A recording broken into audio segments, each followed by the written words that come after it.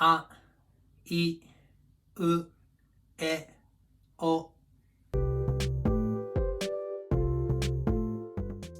Konnichiwa. Hello, I'm Tim Stout, or Stout Sensei. I'm a Japanese teacher. I've taught for over 25 years. I live in Utah, in the United States, but I've lived in Japan for 20 years. I've helped thousands of students learn Japanese, and I can help you too. Today's lesson is the sounds of Japanese. Learning correct pronunciation is your first step in becoming proficient in any language, both recognizing those sounds and making them yourself. Your goal is not just to speak the words, but to say them in such a way that the native speakers understand you. And it's not that difficult. You can totally learn to pronounce Japanese accurately. In fact, today we're going to cover all 46 basic Japanese sounds in the next few minutes. Then we'll teach you how to read the first 5 of them, a, I, u, e, o, in Japanese hiragana characters. Let's get to it. There are 46 basic Japanese sounds. They start with the vowels, a, I, u, e, o. I will use standard American English to give examples. A, as in aha. A. I, as in ink. I. U, as in uno. Not a common beginning for English words. U. E, as in elbow. E. And o, as in O. Japanese sounds are pronounced short and clipped. A, I, U, E, O. The rest of the basic sounds are created by combining a consonant with these vowels. Okay, let's start with the ka row. Ka, ki, ku, ke, ko. Pretty straightforward. The next row has one exception. Sa, shi, su, se, so. You don't say si, senor in Japanese. You say hai, sensei. But more on common expressions in lesson 2. The next row has 2 exceptions. See if you can pick them out.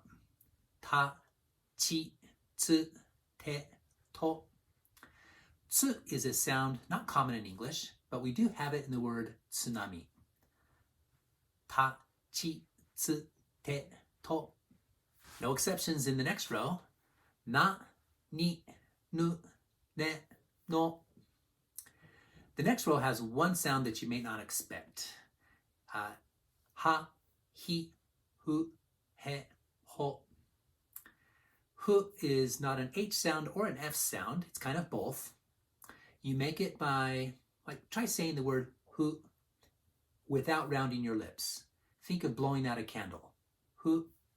So it's Fuji-san, not Mount Fuji. Again, ha, hi, hu, he, ho. No exceptions in the M row. Ma, mi, mu, me, mo. Okay, the Y row only has 3 sounds. Ya, yu, yo. None of them are very hard to say. The R row, however, is a little bit tricky at first. It's a cross between an English L and D. The tongue starts out pointing to the roof of your mouth, and then it flicks down as you expel a puff of air. La, li, lu, re, lo. Don't worry if you don't get it at first. The English R, by comparison, rolls the sides of the tongue up, and then you say right?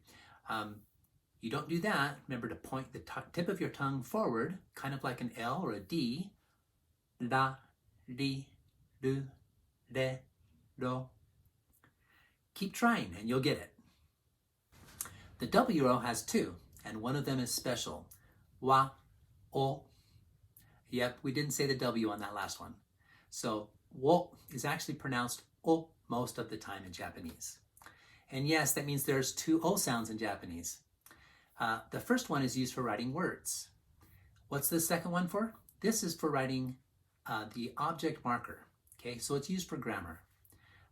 We'll talk about that more in another lesson. Just go with me on it for now. Finally, we have n, which has no vowel attached. It actually has 3 distinct sounds, but normally it's just n, as in sumimasen, en, pantsu, 寝室. Sometimes it's pronounced more like an M before M, B, and P sounds. Gunma, のんびり, 鉛筆.